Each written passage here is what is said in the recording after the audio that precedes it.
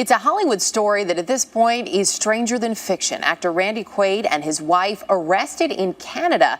A warrant was issued for them after they missed a court date in California. Now the couple, though, is refusing to come back to the States, saying they are afraid for their lives. In September 2010, Randy Quaid and his wife Evi were arrested on theft and burglary charges. The couple was allegedly squatting in a home that did not belong to them. She claims they are the real owners of the house, and the incident is all part of a larger conspiracy. I genuinely feel like these people are trying to kill us. And after posting bail, the two fled to Vancouver, British Columbia. After missing their court dates, Randy and Evi Quaid became fugitives from justice. The couple, whose behavior has become increasingly erratic in the past few years, asked Canadian officials for asylum. They petitioned Canada for asylum status, claiming their lives were at imminent risk. For the past 20 years, my wife Evi and I have been the victims of criminal activities perpetrated by a small network of individuals who are out to destroy us personally, professionally, and financially. At a press conference, the Quaids attempted to express their concerns, but the reporting was overshadowed by two words in particular. We believe there are to be a malignant tumor of star whackers. Star whackers. Star whackers. Who are the star whackers? What happened? Paranoid? That is so sad. Well, it is. I know Randy. Heath Ledger was murdered. She is a raving lunatic. I think he was drugged. I think he was flipped a Mickey. Evi, will you shut up for a minute, please? Please. Well, it seems like they're either crazy or on drugs. And Robert Blake was set up. There's a screw loose there, obviously. Are either of you mentally unstable, schizophrenic, on drugs? Do you think we are? And do you understand how paranoid and delusional your client sounds? I'm not going to comment. When the news came out that Randy Quaid was on the run from the law and carrying on about a shadowy cabal of celebrity assassins coming after him, the whole ordeal became reduced to a punchline. Randy was seen as delusional and probably on something, and so the story fizzled out as he and Evi hid out in Canada. But what about the names Randy was naming? First, there were the 8 targets he alleged were murdered by the Star Whackers, including David Carradine and Heath Ledger. Did he know something we didn't? More to the point, what about the ring of shady lawyers, accountants, and estate planners that allegedly defrauded him systematically over the course of several years? Randy named several of them during the press conference, and 2 months prior, the Quaids filed a pro se lawsuit with the Los Angeles Superior Court, which outlined the matter in further detail. Was this legal filing simply 220 pages of lunatic ravings, or did the Quaids bring receipts? And what about Dennis Quaid? Been a little tense the last few years. Randy mentions his sibling. Unfortunately, my brother Dennis has made matters worse, but comes short of implicating him in any sort of wrongdoing. You know, I love my brother very much, and we have some differences, but I'm concerned about him. I recently discovered, much to my surprise, that Dennis is also on the deed to my Santa Barbara property. I feel he's being victimized the same way that I've been by the same people. However, they do name Dennis's then-wife as one of the co-defendants in their lawsuit. So was Randy trying to protect his kid brother or throw him under the bus? While Dennis's generic handsomeness and workaday capability on set secured him steady leading man roles in productions of varying quality. Dennis is now on a treadmill of making movies that are garbage. Randy had established himself as a versatile performer with a measure of depth before becoming progressively typecast as a comic character actor specializing in supporting roles as the well-meaning eccentric nihilist. Both Randy and Dennis had lengthy and accomplished careers, yet in over 3 decades the two had only worked together twice. Could jealousy be at play here as well? In this video, we're going to see if we can make sense of all this. We're going to take a look back at how we got here, what exactly was taking place when Randy and Evi Quaid went on the lam, and what we've learned since then. It's a story of secrets, sibling rivalry, schemes and swindles, shifty bookkeeping, and the business side of stardom, with a heaping helping of sex, drugs, and rock and roll thrown in for good measure. This is Randy and the Star Whackers. When you feel your heart start to explode, you'll be the #1 YouTube download. When you're more famous, when you die, they'll have more ways to suck you dry. Put your name and face on all the mags. Lots of pictures of your body back. When you're gonna get and have no say, they'll sell your vital organs. chickens on eBay. I'm talking about whackers! Whackers! Those cheesy star whackers! Whackers! Those dirty tongue taggers! Whackers! Those sleazy star whackers! Whackers! Whackers! Whackers! Whackers! Whackers! They're gonna put me in the movies. They're gonna make a big star out of me. Beneath the bright lights, the red carpets and the velvet ropes, the limousines and the Lambos, beneath the glow of the silver screen, could it be that Hollywood really is controlled by a clandestine network of shadow assassins? To get to the bottom of this, let's start with Jaws 3D. Jaws 3D may well be the perfect metaphor for Hollywood itself in 1983. A bloated, self-indulgent, vacuous, half-assed cash grab that arrogantly insults its audience with over-reliance on gimmicky effects and too coked out of its gills to recognize how obnoxious it comes across. By the late 60s, old Hollywood was bankrupt financially and creatively. Television continued to eat away at box office revenues, while the decrepit past masters of the golden age of cinema had fallen into a rut of indistinguishable historical epics, musicals, and westerns. The Bible itself. Their activities as far as narcotics are concerned, marijuana, LSD, these are making no contribution to their own lives, to the lives of the community of San Francisco, nor to society as a whole. Meanwhile, the baby boom generation were now the highly prized 18 to 25 demographic, and the overarching message of the flower power movement was a deep disdain and distrust for older adults. You mentioned and admitted on the stand that you'd taken peyote and marijuana today. Yes. How does that affect your consciousness? LSD too. And LSD all today. Mm-hmm. How does that affect your consciousness and your ability to cope with questions from the floor? Well, as you see me now, I appear like any other human being. You don't notice anything different. We're not hurting anybody. We're not doing anything wrong. Out of desperation, the studio head started ceding control of production over to a fresh crop of young directors. The bleakness, violence, black comedy, and pessimism of films like Bonnie and Clyde, Cool Hand Luke, Rosemary's Baby, and Midnight Cowboy struck a chord with disaffected boomers. By 1974, this Renaissance era was in such full swing that Francis Ford Coppola was able to accomplish something no one believed was possible, a sequel that was actually better than the original. This was the Hollywood 20-year-old Randy Quaid came into when he was discovered by New Hollywood director Peter Bogdanovich in 1970. Born and raised in Houston, Texas, Randy took up drama in high school and continued to study the theater arts at University of Houston when one of his teachers encouraged him to try out for a movie that was being shot in town.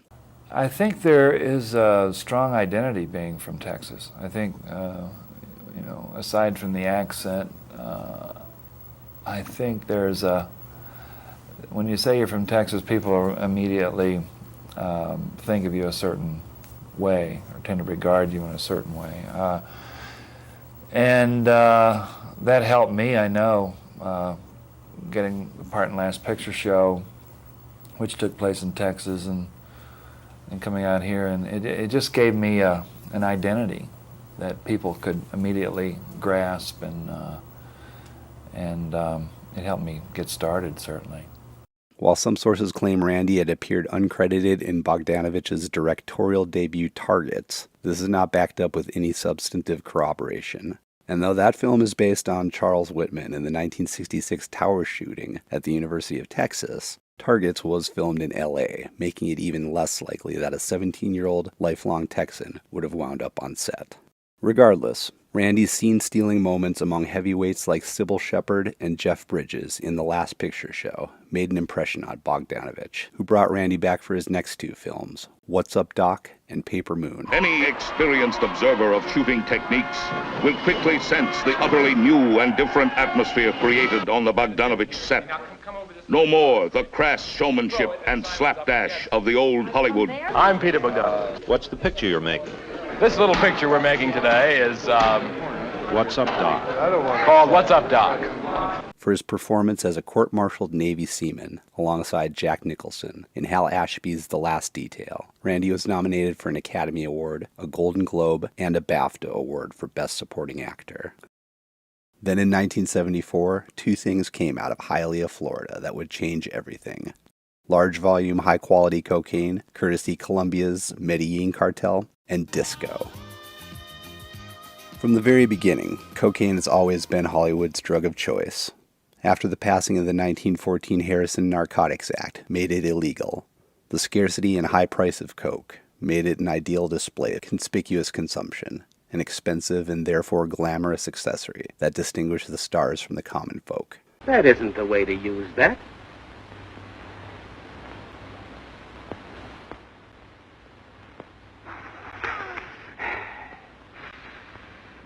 While it always had a degree of chic appeal among those who could afford it, cocaine hadn't been widely fashionable in the 20th century. Maybe, it is sort of the aura more than the drug itself. But after the Medellin cartel decided to make it the cash crop of the northern Andes, dock powder flooded the streets of cities across the U.S. overnight. For the first time since criminalization, cocaine was accessible to the masses. And for the boomers who'd long since become burnt out on marijuana and LSD, nose candy was just the ticket.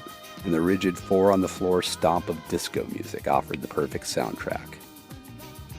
With the two intrinsically linked, experts began a push to convince the public the drug was harmless and non-addictive. Tonight, Steve Young considers the pros and cons of legalizing the drug. The early fears of it as a hard drug. It's a very powerful and very destructive drug. As it's used in this country, have not turned out so far to be so. There was a lot of propaganda to the effect that blacks use a lot of it and that it made blacks particularly dangerous, and that there were even some statements that it made blacks invulnerable to bullets. The scientific evidence which was introduced in the trial does not indicate there'd be any harm if cocaine were decriminalized and if the price was low enough so that anybody who wanted could use it. Fashion, boredom, lives lived at a swift pace of achieving or coping motivate the use of stimulants like cocaine. I'd like it to be faster. Anyone who's experienced a cocaine habit can tell you that the trap of it is that it works until it doesn't. The Godfather Part 2, winner of 6 Academy Awards, including Best Picture of the Year. In the wake of the watershed moment that was The Godfather Part 2, moviegoers were treated to one timeless icon after another. One Flew Over the Cuckoo's Nest, Dog Day Afternoon, Nashville, Carrie, The Omen, Taxi Driver, to name a few. Meanwhile, the $470 million windfall from Jaws in the summer of 1975 made the blockbuster the new mandate of the film industry. That fall, NBC debuted their sketch comedy show Saturday Night Live. Well, we've got 8, and we're hoping for 2 to really work. So not all of these people will become stars. The not ready for primetime players did little to hide their affinity, all but flouting their coke use on live television. When audiences ate up their bug-eyed antics, logic dictated that more was better. And this is the Hollywood Dennis Quaid came into. When you grow up in your life and you're not prepared for a lot of things that come along with fame. It's like, the way I grew up in like a middle-class suburb, and then you have, all of a sudden, people are pay attention to you. I was a goonball in high school, and people paying attention to you. You can get, I could see how somebody get carried away with that. 4 years Randy's junior, Dennis had followed in his brother's footsteps, dropping out of the University of Houston to pursue a career in acting. An actor you may never have heard of, Dennis Quaid. How did Dennis Quaid, son of an electrical contractor in Houston, Texas, land a job starring in a Hollywood movie? Where did who brought because real estate and electrician doesn't produce a bunch of creatives. How did that happen? My dad was a frustrated actor, actually. Was your father a person who had early fame? No, he had no fame. He got his first break with an uncredited cameo in Crazy Mama. Have you ever been with a liberated college girl, sir? No. I wouldn't push my luck. They are a wild bunch. And his boyish good looks got him work in coming-of-age vehicles. These college kids out here, they're never going to get old. They're out of shape because new ones come along every year. They're going to keep calling us cutters. In 1980, he and Randy appeared together in The Long Riders, a high-concept Western that starred 4 sets of actors that were brothers in real life, playing gangs of brothers. There were 9 men. They were 4 families of brothers. David, Keith and Robert Carradine as Cole, Jim, and Bob Younger. James and Stacy Keach as Jesse and Frank James. Christopher and Nicholas Guest as the Ford brothers. Dennis and Randy Quaid as Clell and Ed Miller. People that have been studied who have developed serious problems by chronic heavy use of cocaine tend to be people who were very well set financially, for whom money was no object. As Hollywood entered the psychosis phase of long-term cocaine use, superficial spectacle became the order of the day. With the smash success of Star Wars, merchandising tie-ins became a core component of every would-be blockbuster that tried to emulate it, necessitating storylines that shifted the focus away from character development and narrative towards action and accessories. Star Wars. You and your children loved it. Now your children can relive our great space battles or collect our wonderful Star Wars companions with Kenner's Star Wars action figures. The Star Wars TIE Fighter and X-Wing fighter. The Star Wars Land Speeder. And here's Kenner's Death Star space station. That's the Star Wars electronic laser battle. These and other toys and games in Kenner's Star Wars collection are sold separately. Production was back in the hands of the suits and the boardrooms, where million-dollar decisions were made between rails. When sequels were no longer enough for them, executives scrambled for the next big thing. The best they could come up with was to revive 3D, a technique that enjoyed some popularity in the 50s, but didn't last due to the labor-intensive and frequently problematic projection equipment required to run it. This time, a hopped-up Hollywood was sure they could make it work if they threw enough money at it. When Paramount scored a win with Friday the 13th Part 3, Universal followed their lead for the next installment of the Jaws franchise. How could there have been only one? The all-new Jaws 2. Jaws 2 was profitable enough, but producers knew another lazy rewrite of the original might be pushing their luck, so they adopted the toyemic formula of Star Wars this time around. For the first time, the terror of Jaws will not stop at the edge of the screen.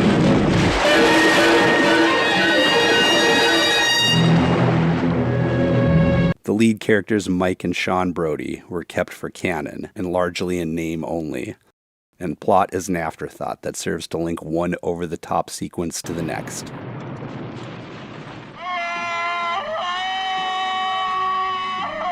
In his time working and socializing in the industry, Dennis had already built up a healthy cocaine habit. I was basically doing cocaine pretty much on a daily basis. Well, how did it feel the first time you did it? I mean, Real scary.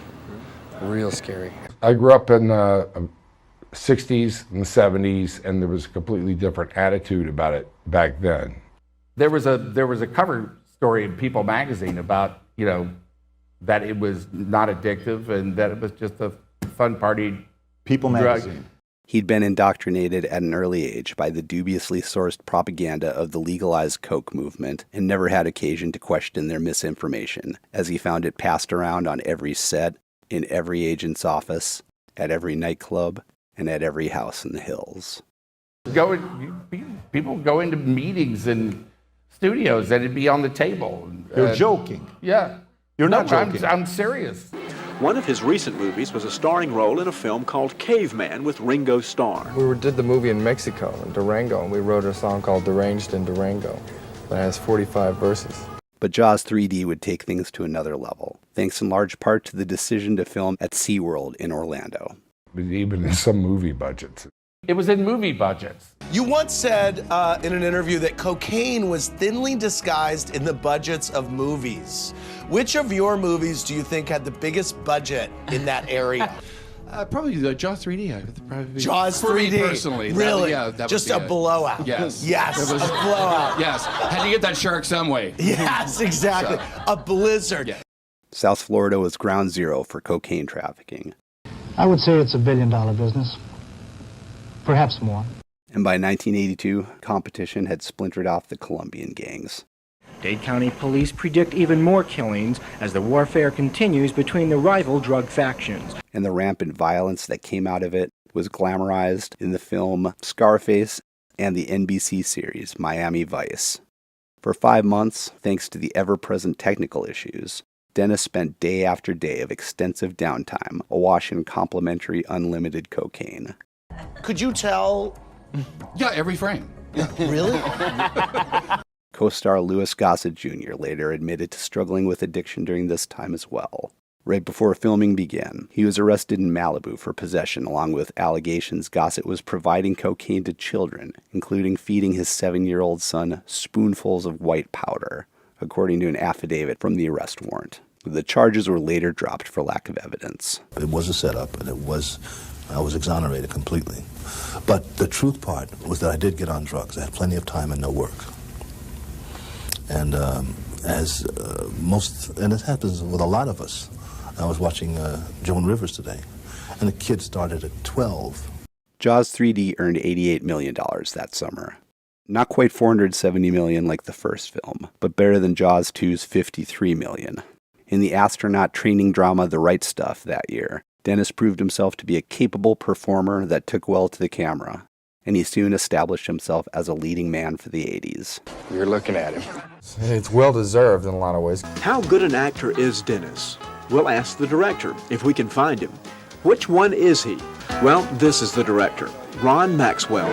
He's one hell of an actor. He's got a screen presence. And, you know, there's a lot inside, behind the eyes, in the soul. 1983 was also the year Randy Quaid picked up the role that would go on to overshadow his career. He continued to gain notice in dramatic vehicles like Alan Parker's Midnight Express in 1978. But serious roles had begun to feel stifling to Randy. How come I'm always the one that has to do these things like change a tire? Especially after the epic fail of 1981's Heart Beeps. Agreed. Where he'd played straight man to a robot Andy Kaufman.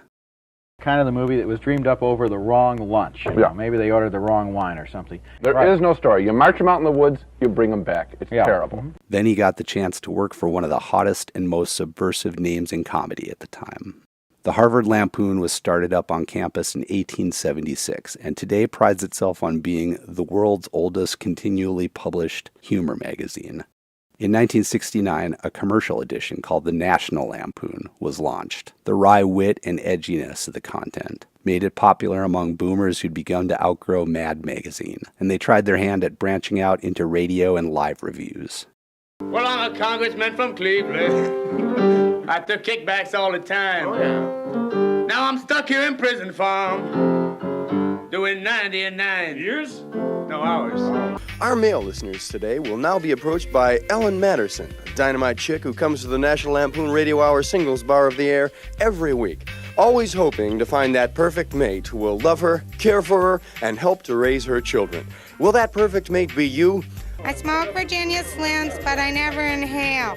A number of the Lampoon staff ended up on Saturday Night Live, and after their first effort at feature films, Animal House became an unexpected hit in 1978 and launched John Belushi's movie career. National Lampoon became the initial connective tissue between SNL and Hollywood. Animal House not only kicked off the wave of slobs versus snobs romps that would become ubiquitous, but it also set the tone for comedy going into the 80s. Juvenile sex humor mixed with crass vulgarity.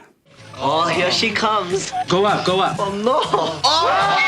That nerd saw me naked. At the busy National Lampoon offices in Washington, D.C., we have been working for years to create our first film since National Lampoon's Animal House. Though their next two efforts, Class Reunion and Movie Madness, did considerably more poorly. You'll leave the theater in delight.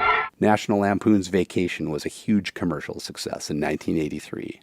You are a trip. Well, Eddie's a trip. He's one of my favorite characters. The basic character of Eddie is based on a boss I had once. I used to work at Baskin Robbins, and this guy owned the store, and I based his character on him. Randy's standout performance as Ellen Griswold's cousin Eddie Johnson would go on to become his career-defining role. Yeah, I bet you could use a cool one, huh? Now you're talking.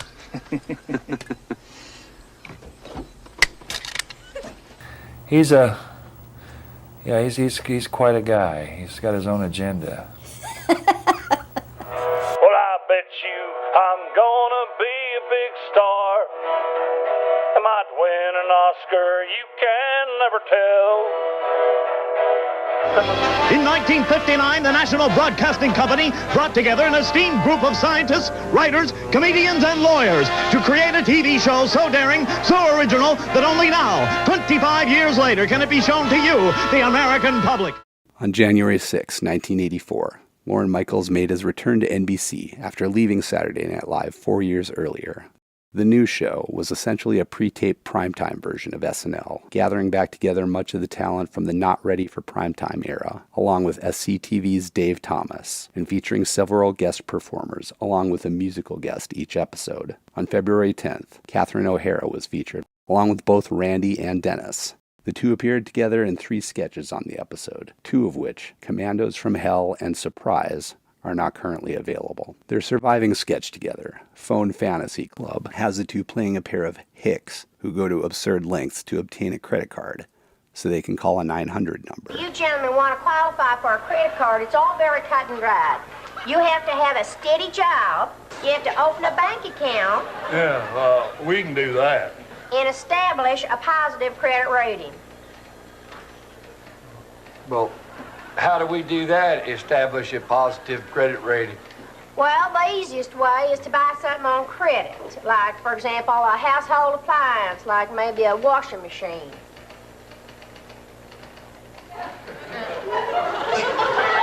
Randy appears in the cold open. Hold it right there, stranger. What do you want? I'm looking for work, ma'am. You look like a drifter to me. Just what kind of work would you know how to do? Well, I can restore 17th century Flemish landscape paintings. I got a guy who does that. And Dennis gets his own sketch, Mental Telepathy. Wow. Mental telepathy. Why don't you come over here and let me see that book? Mental telepathy sure is a great way to meet girls.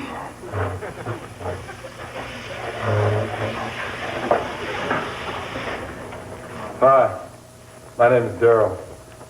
Here's the book. Would you mind staring at someone else, please?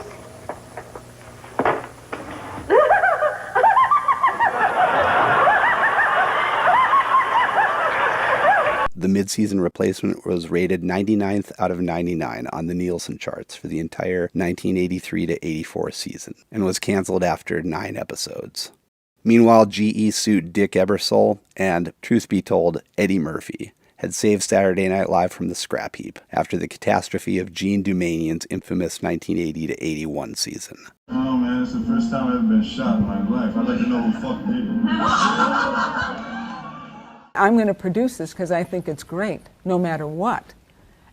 But by 1985, it was back on life support, and NBC was desperate enough to bring back Lorne Michaels as showrunner in hopes of reviving the old magic. It happens when you're working in that kind of pressure and you're desperate. Live returns to television next month, and the show's producers held a press conference in New York to announce an all-new cast. MTV News was on hand to see who the next John Belushi and Billy Crystal might be. With the show in danger of cancellation, Lorne Michaels, creator of Saturday Night Live, is returning after a 5-year absence. On Saturday, he presented the new cast. Al Franken, not a cast member. Randy Quaid, a cast member. Randy had made enough of an impression on Lorne that he was first to be hired for the new cast overhaul. Season 11's repertory players would be made up of 35-year-old Randy, 5 then unknowns that came up through auditions, and, in a nakedly crass effort to appeal to a younger Gen X audience, from the John Hughes teen comedy stable, Robert Downey Jr., Anthony Michael Hall, and Joan Cusack. They were all chosen because in some way or another they impressed me as remarkable. And I think that that's all the only instinct I can go on. The original cast were all people who impressed me as remarkable, and I was 10 years younger. In the past, Saturday Night Live cast members have gone on to star in movies, but this year, several cast members were selected who had previous movie experience. I had hesitations about this show when I was approached about it because I had thought of myself as an actor, and doing sketch comedy was something that I wasn't really familiar with. I mean, I'd seen a lot of it. I've always been a big fan of this show. And I thought it'd be fun to do. The cast and the writing were, to say the least, uneven. Oh, okay. All right, better take me to the hospital. And from what I was able to review, Randy seems mostly underutilized. Go get him, Tiger. And his screen time gets diminished by the antics of his co-stars. You're that guy from the game, Mr. Monopoly. In the flesh. People will, as they always do, will prefer the old Coke to the new Coke. But lasting only one season on SNL didn't appear to hold back Randy's career too much. TV movies had been a steady source of work since he appeared in Guyana Tragedy in 1980. In 1987, his portrayal of Lyndon Johnson in the NBC movie LBJ: The Early Years would go on to win him a Golden Globe for Best Lead Actor. Well, Johnson had a tremendous drive, tremendous determination, perseverance. He had the energy of about 5 men. I really was quite taken by the way he just pushed himself to the very limits and beyond, and then those around him who worked for him, he pushed them and drove them very hard. He was just a real driven man who had his eye on the very top, and he never looked back. We're going to do the presidential years after this one, if this show goes well, so I'll probably lift the beagle in that production. Oh, so the presidential years is already in the works, huh? Well, it's not in the works, but there's been some discussion about doing that. The same year, while working with Madonna again on Bloodhounds of Broadway, Randy met 26-year-old Evgenia Motolinez, a production assistant who'd been assigned to drive him around. Randy was still married to his first wife of 7 years, Ella Jolly, with whom he had a daughter, Amanda, who was 4 years old at the time of filming. He nevertheless proposed to Evi that night, and on October 5th, 1989, the two got hitched at San Isidro Ranch outside Santa Barbara. And it is here, according to the Quaid's 2010 legal filings, that all the trouble began. On October 20th, the newlyweds purchased a home in Montecito with a down payment of $350,000 and a mortgage through Chase Bank for $1 million. The transaction was to be handled by Randy's business manager, Warren Grant, and his attorney at the time, Lloyd Braun. Now, if the name Lloyd Braun sounds familiar, there's a reason. When I was searching Lloyd Braun, you were like the hardest thing to find, and all I could find is Serenity Now clips on YouTube, basically. This guy from my old neighborhood, Lloyd Braun. Listen, you guys haven't seen Lloyd Braun, have you? Lloyd, yes. Hello. Lloyd Braun, what do you have to meet him for? Are you the same person? Is it a different person? As what? As Lloyd Braun on Seinfeld. Yes, that is me, but that is not me as an actor. That is the result of a golf bet gone awry with Larry David. Gentlemen, I found a way to beat Lloyd Braun! The reason that you constantly hear George and George's mother and everybody, oh, that Lloyd Braun, we love that Lloyd Braun, that Lloyd Braun, that Lloyd Braun. Morning, Braun. What is Lloyd Braun doing here? Georgie! Lloyd Braun is here! Hey, Lloyd! That's all I ever heard growing up is why can't you be more like Lloyd Braun? You never could compete with Lloyd Braun! It's always Lloyd Braun. It's never Lloyd. It's because every single time they say Lloyd Braun, it's Larry sticking it to me. Don't you see? He was doing it to fool Lloyd Braun! You know, he was in a mental institution. Serenity now, insanity later.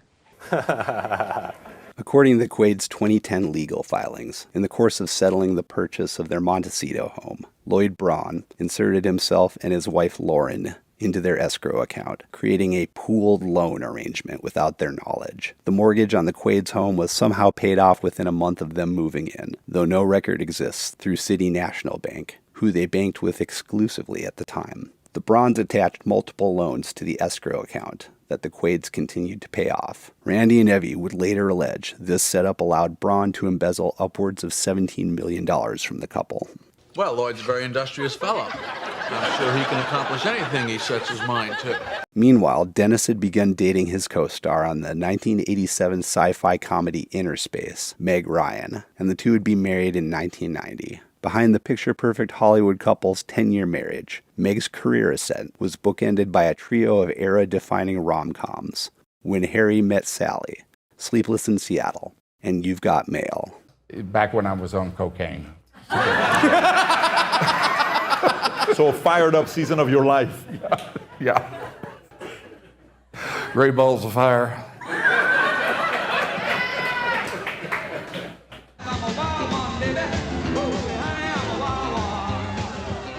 While Dennis coasted on autopilot, did blow and expressed his disdain for her success by flouting his serial infidelity.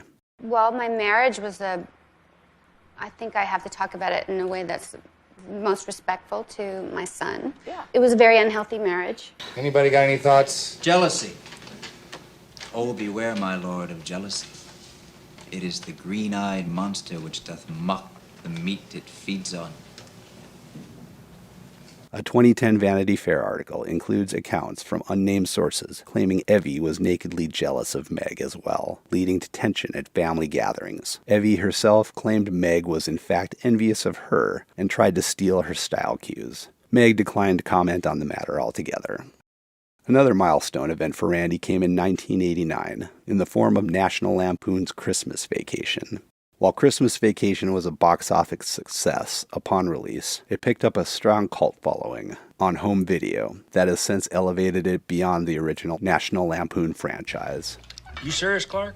In this one, there were a few more scenes than in the original one, so I really got to know Eddie a little better and was able to expand on the character a lot more. I don't know about the cat, but I sure am enjoying it. There's something kind of sweet about him. There's one scene that I thought, you know, you kind of think, oh, hey, here's a guy just trying to get along, you know, poor thing doesn't realize what he does to other people. Yeah, he means well. And that sums him up. Yeah. Yeah. His iconic moments from the film arguably cemented Cousin Eddie as Randy Quaid's career-defining role, for better or worse. Shitter was full! But I was laughing at your expense, so... Well, good. Then I succeeded. You did what you were paid to do. While Randy had carved himself a niche as a strong supporting actor, some say Evi had designs of her husband as a leading man. What do you think about me taking that job as principal? In the spring of 1991, Lloyd Braun advised Randy he'd been approached by Marcy Carsey and Tom Werner, the powerhouse producers behind Roseanne and The Cosby Show. They wanted Randy for their latest sitcom in development. To show their eagerness to have Randy on board, Braun told them, the producers were prepared to make a generous upfront offer. And best of all, Braun added, once the show made it to syndication, Randy could expect a $40 million payout. Braun encouraged the Quaids to take advantage of a zero-interest mortgage on a new home in North Beverly Hills and offered to set them up with a buyer for their Montecito house. Hey, Jerry, you know, Lloyd wants to do you a favor. Hi, Jonathan and I want to tell you about our new show, Davis Rules. Yeah, it's about this overweight woman. Huge. No, that's Roseanne. We love you. Dear old dad. There's a lot of that in the core. You never know what'll happen on Davis Rules. Davis Rules premiered January 27th, 1991 on ABC, following Super Bowl 25. But as Randy's portrayal of the widowed high school principal Dwight Davis veered between character and caricature, the ratings dropped precipitously, and ABC canceled the mid-season replacement after 13 episodes. Davis fights. Hi, we just wanted to ask you to watch our show on Wednesday nights because he's really great in it. Oh, come on now, you're great. Oh, no, you are. She's really You good. are. I've never worked with anyone. He's very good. You're great. No, you are great. Dad, who's great in the show? Blam! I won the Emmy. Davis Rules. Previews Monday at 8, 7 Central. That should have been mine. CBS tried to overhaul it in 1992 by adding Bonnie Hunt and Giovanni Ribisi to the cast. Where was I before I was born? But 16 tepidly received episodes later, Davis Rules was mercifully put to pasture on May 13th, 1992. The following year, Alex Winter cast Randy for his directorial debut, which was initially pitched as Beach Blanket Bingo meets Evil Dead. 20th Century Fox had high hopes for Freaked, with plans to tie in a novelization, graphic novel, and toy line to the property. But as Winters and co-writer Tom Stern's evolving vision of the project clashed with studio interference, resulting in Rupert Murdoch handing down draconian budget cuts, following poorly received test screenings and a flop debut, Freaked was burned off with a VHS release on April 20th, 1994. It's a game to him. He gets to make all the rules. TV movies continued to keep Randy in steady work up to 1996. This is perfect! With back-to-back hit roles in Kingpin and Independence Day, which held the claim of the second highest grossing film of all time, behind Jurassic Park, before James Cameron capsized the box office game the following year with Titanic. Randy returned as Cousin Eddie for a third time in Vegas Vacation, the first in the Vacation franchise not to include National Lampoon in the name due to John Hughes having no involvement. 10 years of tap dancing lessons and this is how you repay me? Can you believe it? They used to test H-bombs on this beautiful piece of property. Don't you worry about radiation? All I know, Clark, is that my teeth have never been whiter and my garden is spitting out 50-pound tomatoes. Vegas Vacation turned a profit, but was panned by critics and remains a somewhat divisive entry in the fandom. I'm starting my vacation! In March 1998, work began on Evi Quaid's debut as writer, producer, director, The Debtors. The Quaids put $3.5 million of their own money into the film, with an additional $12.9 million coming from Microsoft icon Charles Simonyi. The Debtors initially had Burt Reynolds and Joan Cusack slated for the cast before Michael Caine was brought on to co-star with Randy. In a February 1999 interview for Hello magazine, Caine remarked, "Because she's nuts, because she wrote it, because she believes in it, and because I'd never worked with a woman director. And it was really smashing. She had lots of women on the set, so testosterone was down to a very low level, which pleased me. It started being macho all the time. As to whether or not it's any good, your guess is as good as mine. Comedy's a bit like parachute jumping. Sometimes nothing happens. There's no such thing as a mediocre comedy. It's either very funny or it sinks like a stone. We'll see." Aren't you the big cheese? You're in way over your head here, Freddy. But I can beat these guys. I belong here. Don Big Bucks. Chance wanted me to sit in for him.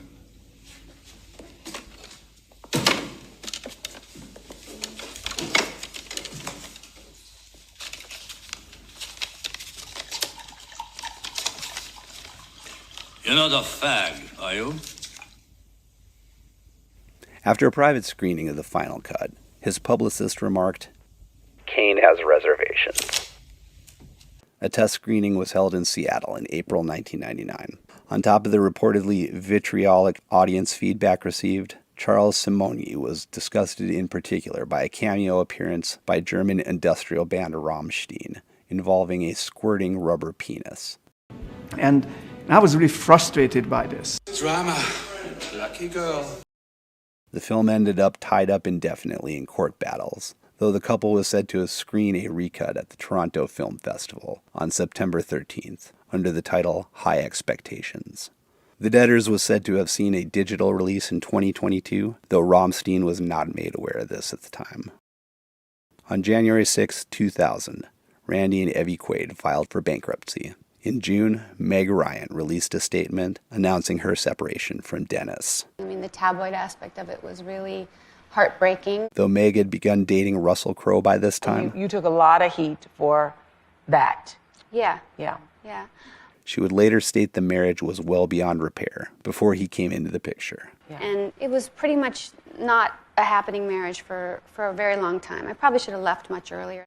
Evi tried to help Dennis by replacing some of the artwork Meg had taken with her with an Andy Warhol print. And while Evi would later plead ignorance in the matter, her choice of a portrait of American Indian Movement activist Russell Means was enough to cause a huge family blowout.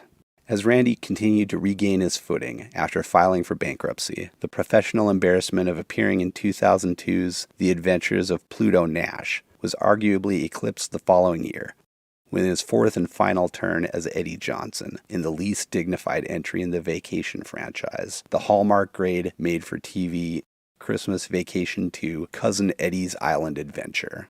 A turnaround began to shape up for Randy, with a supporting role in 2005's sleeper hit Brokeback Mountain. Randy would later allege Brokeback was presented to him as a low-budget independent art house production in order to negotiate a fee below his fair market value. You can't do that. Why the hell not? You think the Army's going to give you special allowance just because you're Elvis Presley? The same year, he won a Saturn Award along with nominations for a Golden Globe and a Primetime Emmy for his performance as Colonel Tom Parker in the NBC miniseries Elvis. The Quaids would later allege no payment was received for his work on Elvis, nor were any expected royalties or residuals coming in from the home video release of Brokeback Mountain. Then Randy scored an opportunity that promised to be a game changer for his career. The video crew went behind the scenes yet again, this time to get a first look at the upcoming Broadway musical, Lone Star Love. This new comedy boasts an exciting cast, including Robert Cuccioli, Dee Hoty, and Randy Quaid, who is making his anticipated Broadway debut. He was going to make his Broadway debut, playing one of the most celebrated roles in the history of theater. Sir John Falstaff started out as a recurring character across several Shakespeare plays before taking on a life of his own in the opera. So many dimensions to Falstaff. You know, Shakespeare wrote him in a couple of the Henry plays, and then Queen Elizabeth, so the story goes, loved the character of Falstaff so much he asked Shakespeare to write a play for him where he falls in love, and that became Merry Wives of Windsor. When you're playing a character like Falstaff that is so famous and has been played so many times in history, you want to start with those acting chops, and Randy's an amazing actor. Lone Star Love was a musical adaptation of Shakespeare's The Merry Wives of Windsor, set in Texas. The main draw for me was the music. I mean, if you're going to take Shakespeare and adapt it to 1865 Texas, I guess this is your play, your show. Hard times is over, let the big dog run. People, let me show you how the West was won. It's a real honor, you know, to play a character that is so well known, you know, throughout the history of literature, and then to put him in a setting of Texas, and I'm from Texas, so I felt like, well, if I'm going to do Broadway for the first time and a musical for the first time, Texas would be something I'm familiar with. He's really just a kind of a larger-than-life force and energy, but he's also incredibly down-to-earth and just like really generous and really giving. Did you ever see a fat man jump? Did you ever see an elephant fly? What goes down might come up, I'll tell you the reason why. When opportunity knocks and it won't stand still, nobody got in the hen house, you know who will. Make your heart go thumpity, thumpity, thump.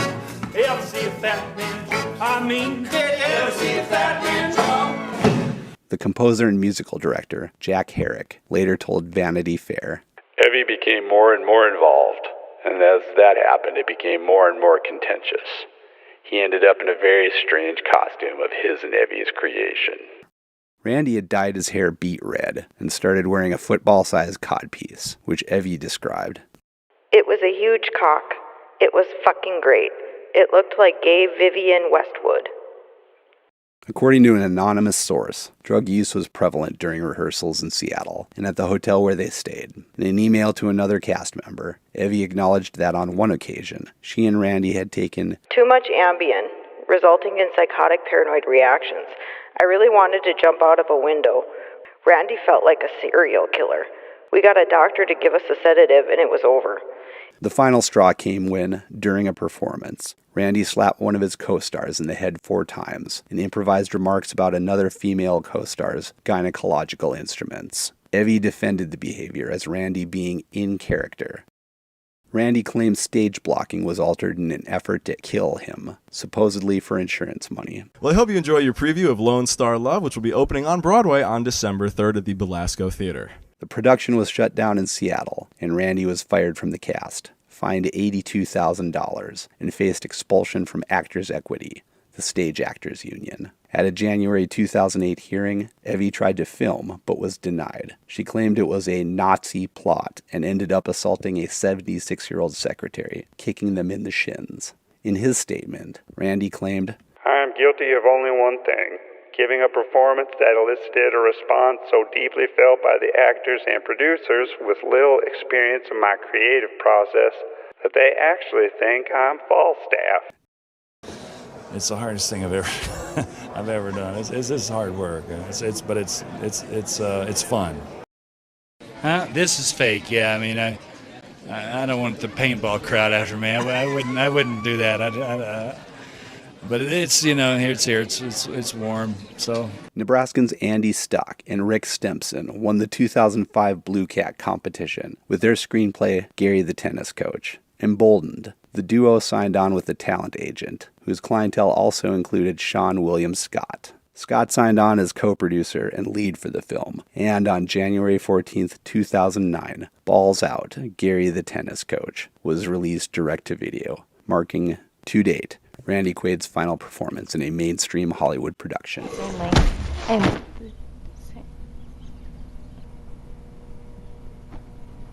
When I read the script, I thought it was the funniest script I ever read. Like you, bitch! Get up and rip this motherfucker's butt open and make him lick his own shit off your huge fucking cock.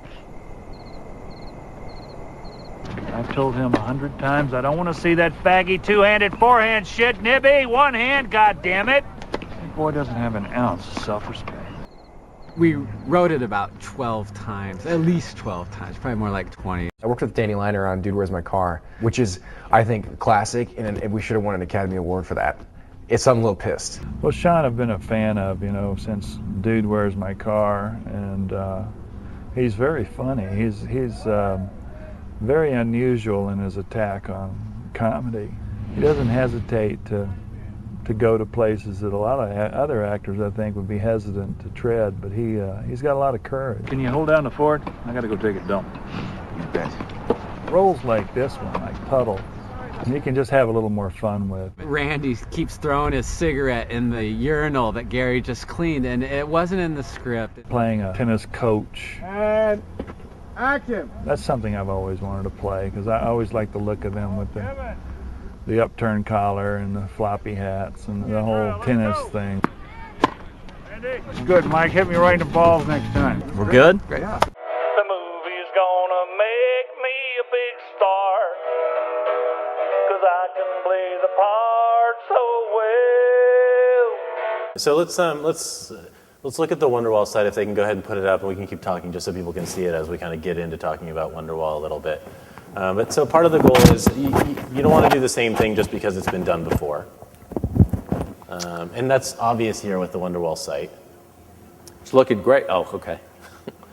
And I guess this kind of gets into, people will notice in the audience, if you haven't seen the site before, it's actually very horizontal. On February 5th, 2009, Lloyd Braun launched a celebrity gossip website for MSN called Wonderwall. After seeing unflattering coverage of Randy on the website, the Quaids were convinced his ex-attorney was orchestrating a smear campaign against him. We didn't create this site because we love celebrity. In fact, for Gail and I to get into the world of celebrity actually was a very dangerous thing, because there's a big part of our business that relies on hiring them. My ex-attorney Lloyd Braun has joined this tribe of bottom feeders by creating his own celebrity gossip website. What is wrong with that picture? When your own attorney starts defaming you, who do you turn to defend you? They began digging into their business records, where they found evidence of Braun's mishandling of the Montecito property escrow account. At one point, Evi sent nude photos of herself to a Seattle newspaper with a note that saying, "Here is my German stuff." Then on June 3rd, David Carradine was found deceased in Thailand. The autopsy findings and the evidence thus far available demonstrate that Mr. Carradine's death was not the result of a suicide. However, to reach a final determination as to the cause and manner of death, we must wait for further information from Thailand as to the scene findings and the completion of the crime laboratory and toxicology studies that are still being performed. A private autopsy indicated the cause of death was accidental while engaging in autoerotic asphyxiation, a practice involving choking oneself during a sex act to heighten arousal. It's a big failure. While uncommon, autoerotic asphyxiation gone wrong was not unheard of in popular culture. In-Excess lead singer Michael Hutchence died under similar circumstances in 1997, as did Golden Era heavy Albert Decker in 1968. But to Randy, who'd first worked with Carradine in 1976 on the Woody Guthrie biopic Bound for Glory, there were too many unanswered questions and too many coincidences. Hey, this is America, Bill, so I want you to live it up, stud man. He began to consider Chris Penn, his co-star in the 1984 sex dramedy The Wildlife, dead from heart disease at age 40 in 2006. Why, because I'm fat? What, is that why? Penn was 310 pounds when he died, and the stress on his enlarged heart was compounded by elevated levels of codeine, along with Valium, morphine, and cannabis, according to the toxicology report.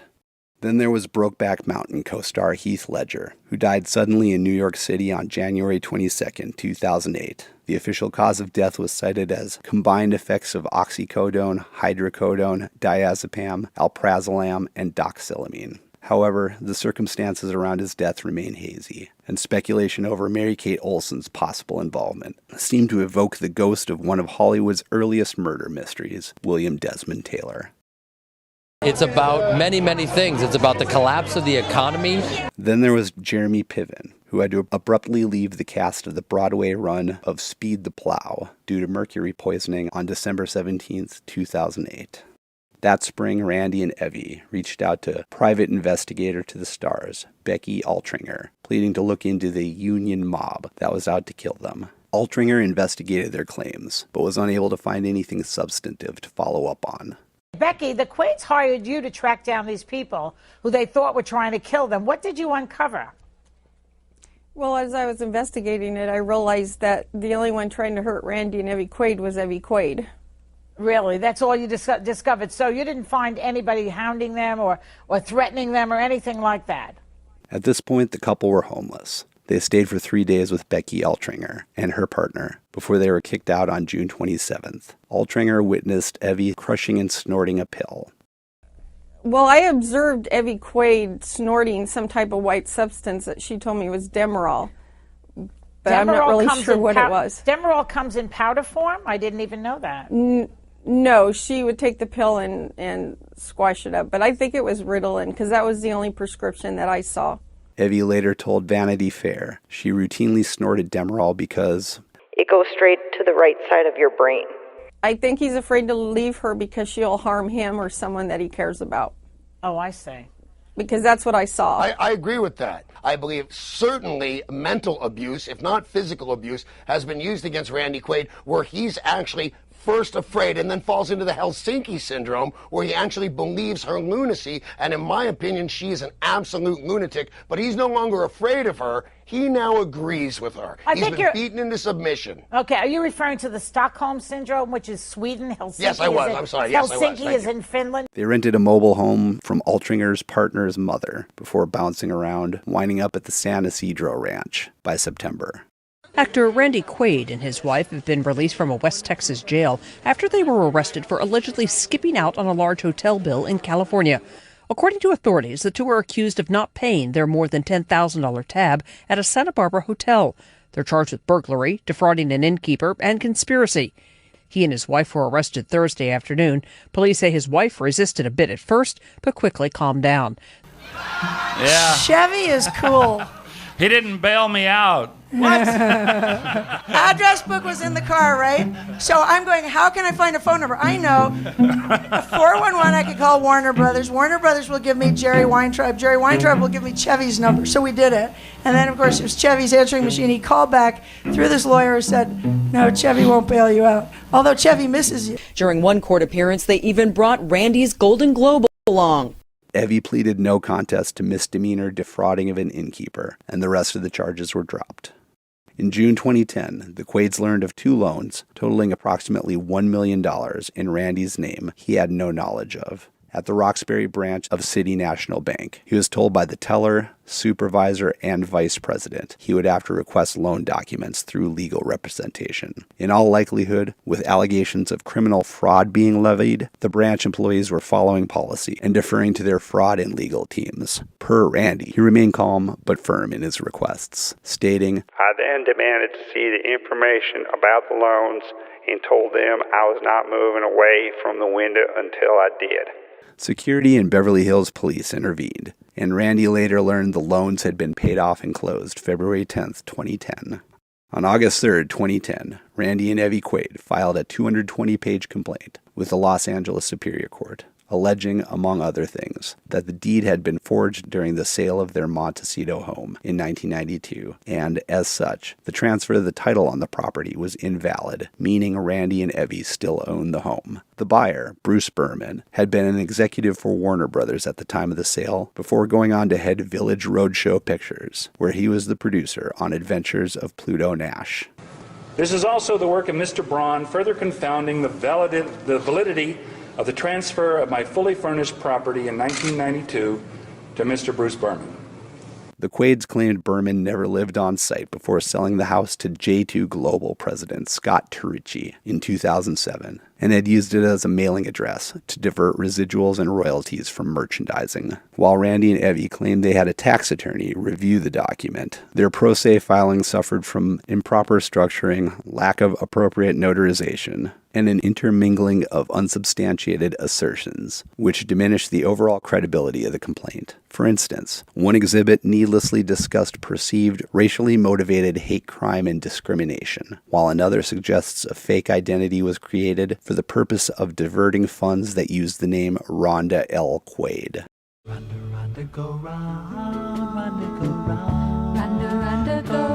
Rhonda Lynn Salmon was born September 1st, 1949, in Burbank, California, the child of Wilma and Rudolph Salmon. She graduated from Van Nuys High School before marrying Joel Quaid of Santa Barbara, who holds several medical device patents, among other endeavors. Their son Alex is a realtor in the Venice area. Rhonda Lynn Quaid passed away November 14th, 2005, in Santa Ynez. Before the courts could take any potential action on the matter, Randy and Evi began squatting in the since-built guest house at their old Montecito property, leading to an arrest warrant being issued. In this audio obtained by TMZ, Evi Quaid can be heard screaming during her arrest.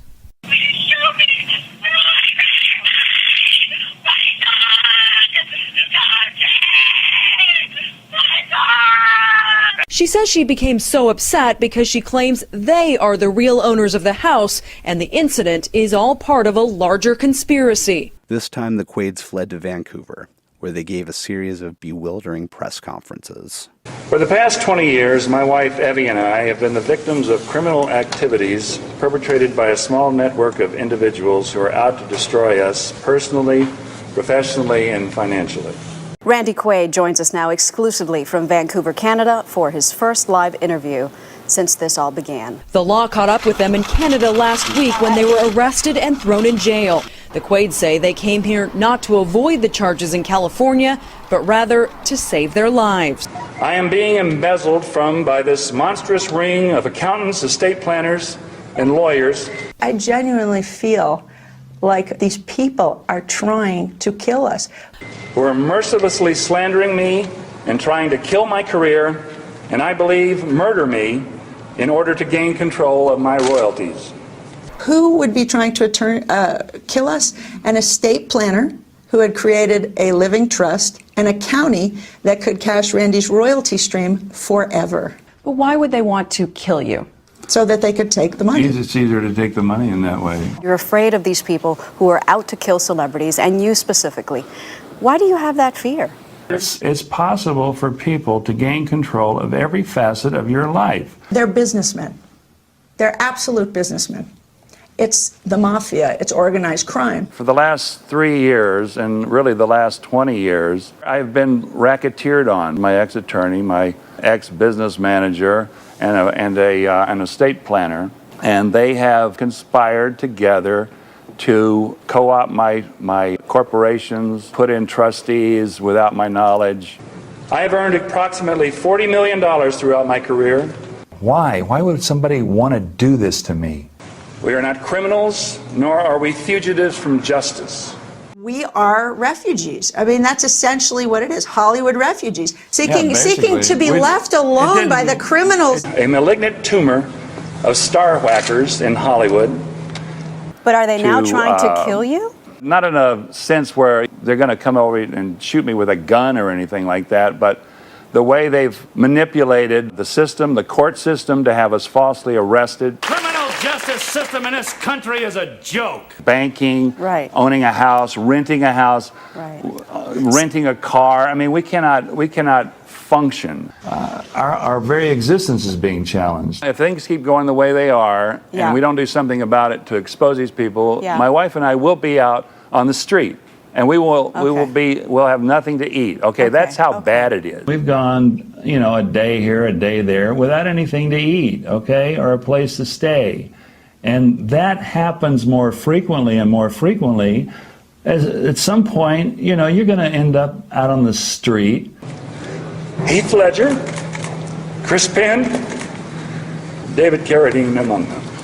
I can't believe that David would commit a suicide. His wife has recently come out and said that she doesn't believe that she believes that he was murdered. Heath was an athlete. He played Australian football. He was robust. I believe these actors were whacked, and I believe that many others, such as Britney Spears, Lindsay Lohan, and Mel Gibson, are being played to get at their money. I've had 8 friends of mine who have either died or mysteriously or had scandals surrounding them in recent years. I think he was drugged. I think he was slipped a Mickey. That's my personal opinion. I think she was sent in to do him in. Kill him or No, just figuratively. To ruin him. Yeah. Yes, to steal his money and ruin him. And this is what I'm talking about when I mean by star whacking. I mean, it's not killing somebody necessarily. It's just creating a scandal or a mystery around a celebrity that discredits them. All right. And Heath, I think it was possible that he could have taken some tainted prescription drugs, yes. You feel that the same people who you believe killed David Carradine and Heath Ledger, these star whackers, are out to kill you as well.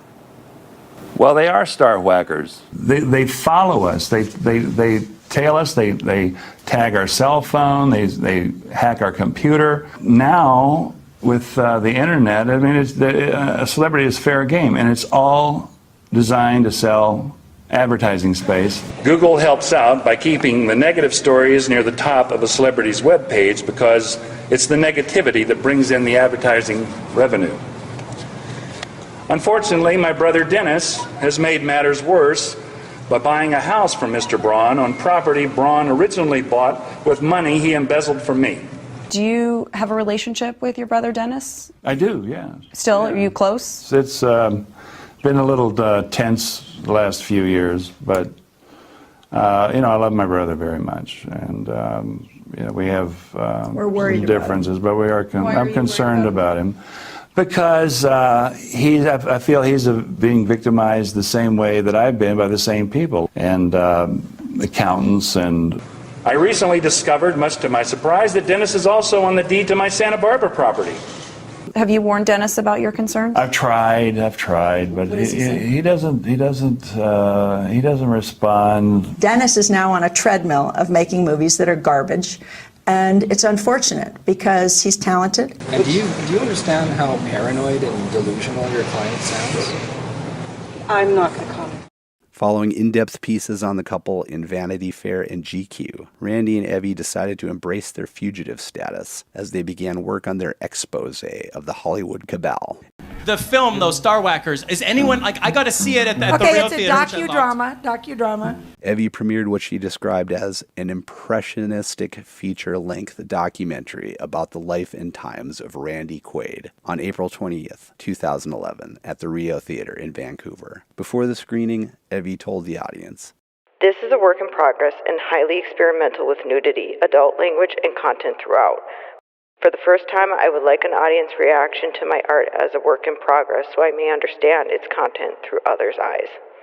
Vancouver Sun film critic Peter Burney describes Star Whackers as drugged out Drek, spouting Shakespeare as he stands in a full fur-length coat, penis hanging out. Quaid must compete with a howling wind. Falstaff he ain't, especially when the coat comes off and we're left to watch naked nuttiness signifying nothing. Quaid, the American male human is retarded. Our objective is to keep him that way. Death is treated on the New York Stock Exchange. The American male human will die for us. He will die for us if we keep his brain soft and juvenile, like mutton.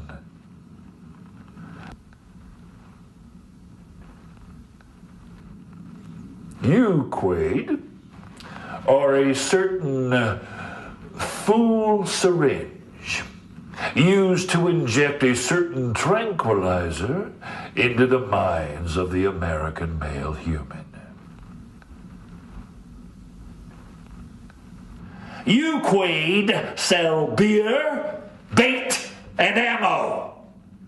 The tax on beer, bait, and ammo funds recruiting franchises which support human war. You can't live in nature. If you live in nature, you don't have a phone. If you don't have a phone, we can't buy it. Do you understand the problem you are causing us, Quaid? Let's get to know the Quaids!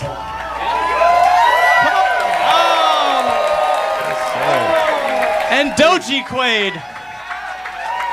Hi, Doji. You've been working. I have, yeah. What have you been working on? Songs.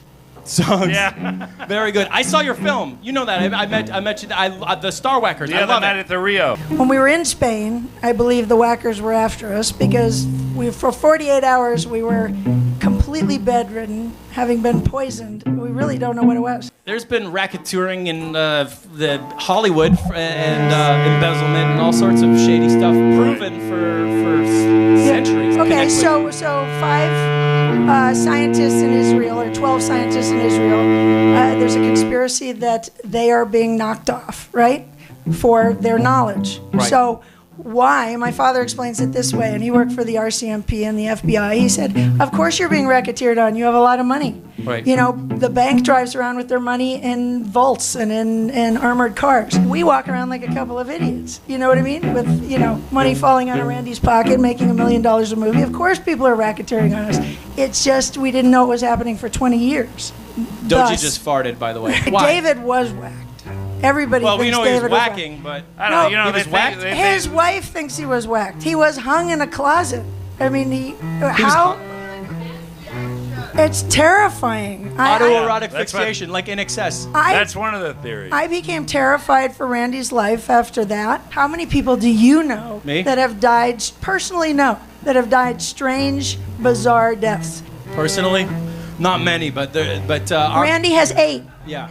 Okay, how is that possible? Everybody can remember in college drinking too much beer or eating too much aspirin or whatever, right? Yeah. And you didn't die, No. right? You didn't die. No. Michael Jackson, again, a major talent, a major athlete. Well, they've already said that was murdered, right? No, it's a murder trial.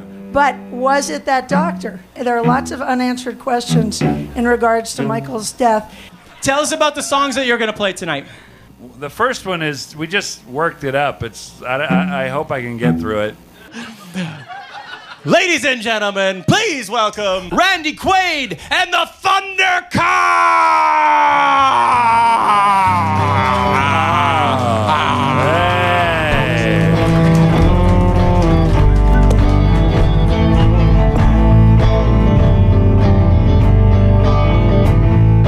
Hey, bro, I don't know, but there's a certain so-and-so sleeps in your bed most every night. She's not your average Joe.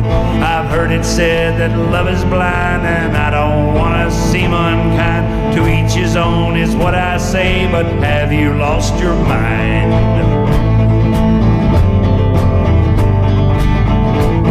Now you may think your wife that's some kind of beauty queen, but I don't think that she's the kind of queen you really mean. So please don't think I'm rude if I have reason to conclude your lady fair is not foursquare, she used to be a dude. Actor Dennis Quaid and his wife got some life-changing news. They found out that their newborn twins had mistakenly been given a massive dose of heparin, a blood thinner, at the hospital, and were now on the brink of death. This mistake occurred right under our noses, that the nurse didn't bother to look at the dosage on the bottle. Hey bro, tell me why the Adam's apple of your eye exhibits telltale signs that she used to be a guy. Her dainty wrist is the size of your fist, and her ankle bones, well, you get the gist. But the way she moves is a giveaway that she is not a miss.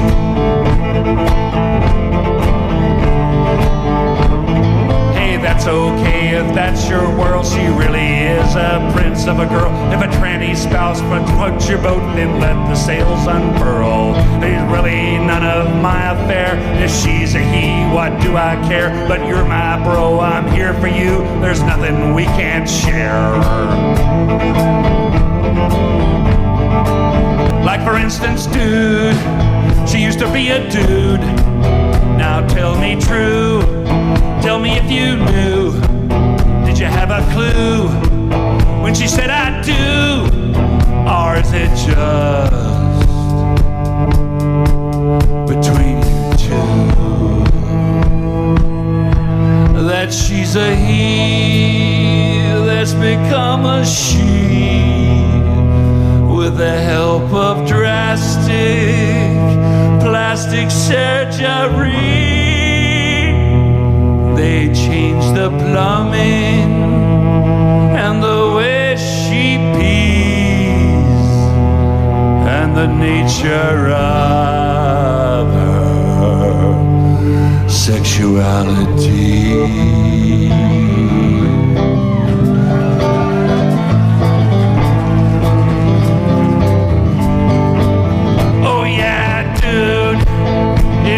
Be a dude. Did you have a clue when you said I do?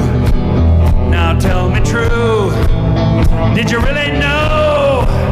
Or is it just between you two?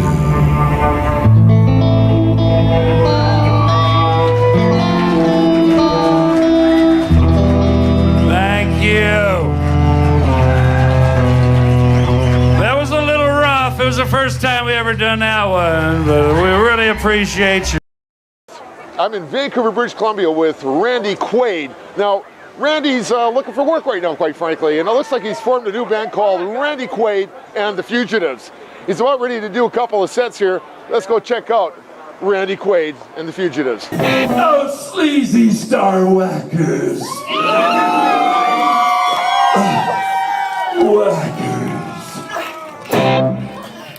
Randy Quaid has been arrested in Canada for the second time this year. Well, there was a development today in the bizarre saga of Randy Quaid and his attempts to stay in Canada. The American actor arrested a week ago in Montreal on a warrant issued back in 2013 for missing an appointment with the Immigration and Refugee Board. He attended a hearing today, and his release was granted if he posts a $10,000 bond. Quaid and his wife first made news when they sought asylum in Vancouver after fleeing the U.S. in 2010. Quaid claimed star whackers were out to kill him. In May, Quaid was released from a Montreal immigration detention center on a $10,000 bond. During a hearing on May 19th, Quaid looked nearly unrecognizable in a long beard and shoulder-length hair. Quaid and his wife Evi have been living in Canada since 2010. When the actor was detained in May, Evi was as well. She tweeted, "Canada needs to learn how to wake up and criticize its crappy government." Given what we know about him in the past, I sort of expected maybe that there was going to be some bizarre ranting, but he did seem quite lucid, and he was quite candid with the judge and apologetic about some of the mistakes that he'd made. So it was a bit unexpected in that sense. He seemed a bit more together, if you will, than I might have guessed he might be. Together's a good word. When he was appearing at immigration hearings here in British Columbia, he talked about star whackers, and he was concerned that he might get attacked by people who whacked celebrities like himself when he went to the States. Behind the long hair and Santa Claus beard is none other than Oscar-nominated actor Randy Quaid, still wearing his jail jumpsuit after finally being released. Anybody know there's a prison movie shooting around? The 65-year-old actor and his wife, Evi, were arrested a week ago after trying to cross into the U.S. from Canada, where they've been hiding out for nearly 5 years. Their problems stem from charges that the Quaids trashed the house they once owned in California, which they deny. Quaid also says he and his wife stayed in Canada for so long to avoid what he calls Hollywood star whackers, people he believes were out to kill him. So what are Star Whackers? It may be the craziest conspiracy theory ever. The Quaids claim it's a shadowy group who murdered actors David Carradine and Heath Ledger. Now, released from jail after their fugitive from justice charges were dismissed, Quaid and his wife didn't seem to want to talk about the Star Whackers. You mentioned something about staying in Canada to hide from these people who are out to get you. Do you think those people are still... No? Okay. The couple says they are staying in Vermont. Hi, I'm Randy Quaid, and this is my wife, Evi. I helped media giants News Corp and Warner Brothers Entertainment earn well over $1 billion for the films Independence Day and Christmas Vacation. What did I get in return? A Warner Brothers exec, Bruce Berman, stole my house. And News Corp's The New York Post continues to smear me to high heaven with a pack of lies. For good measure, Warner Brothers even had my wife and I falsely arrested 6 times by TMZ. No, for real. That's really how it works. In February 2015, Randy and Evi Quaid posted what could be regarded as the spiritual successor to Star Whackers, an obtuse rant against Bruce Berman, Warner Brothers, and the New York Post. If I don't win an Academy Award for Best Actor for Gary the Tennis Coach, I quit.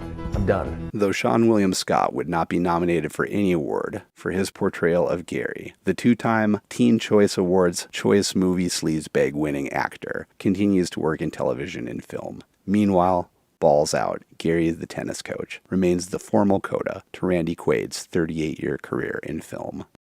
All right. I'll get it out of the way. Shutter's full. Can I put the name here, and then shutter's full over there? Unless you can get it all on the front. It's up to you. How's praying on cocaine? I'm just curious. Like it was like, help me, Jesus. That, that's enough. I had what I call a white light experience where I saw myself either dead or losing everything that meant anything to me. Yeah, and it's about to kill me. And I put myself into rehab like the next day, and that was before rehab was cool. Yeah, before they had like cold pools and massages and things like that. It was in the hospital. What year was it? It was at the hospital basement. What year was this? That was 1990. Dennis Quaid reports quitting cocaine in 1990 and credits his sobriety today to his surrender to Jesus Christ. Yeah, I had to kind of relearn everything, to tell you the truth. And, it works on your nervous system and, go through depression and this and that. But, grit my teeth and I got through it, went to meetings, but I started reading the Bible again. In 2023, he released his debut gospel album, Fallen, a gospel album for sinners. I went for a tour out down the desert highway. I should bring up your brother, Randy. Yes. Shitter's full. Merry Christmas. I don't know what his status is. I can't tell you. But where is he? I think he's somewhere in Vermont. With the situation a few years ago with Randy saying the stuff that he said with Hollywood and all that stuff, is he still in that same state or he's no longer there? Randy doesn't like me to talk about him and what's going on with him. All I can say is that I really love my brother and I miss my brother. And I will say this, Randy could have like a great third act. Randy could have a great third act. He could have a great third act in the movies, and I would love to see that. He's one of the best actors I think we've produced in this country. He's one of my 5 favorite actors. But I'd love to see him have a third act. Wouldn't you? Thanks for watching.